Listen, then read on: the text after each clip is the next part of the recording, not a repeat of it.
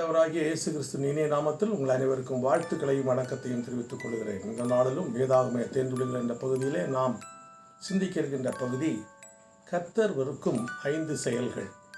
பரிசுத்த வேதாகமத்திலிருந்து 5 காரியங்களை கர்த்தர் வெறுக்கிறார். முதலாவது பெருமை. இது நீதிமொழிகள் 8 அதிகாரம் 13வது வசனத்தில் இருக்கிறது. பெருமை. 2வது அகந்தை. 3வது தீய வழி. 4வது புரட்டுவாய். இந்த 4 காரியங்களும் நீதிமொழிகள் 8:13 இருக்கிறது. 5வது பொய் உதடுகள்.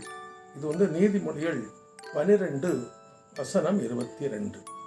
இந்த 5 காரியங்களையும் கர்த்தர் வெறுக்கிறார். நம்முடைய வாழ்வில் இந்த காரியங்கள் நம்முடைய ஆசீர்வாதத்துக்கு நம்முடைய வாழ்வில் ஆசீர்வாதத்துக்கு தடையாக இருக்கிறதா என்பதை சிந்தித்து பார்த்து இவைகளை களைவோம்.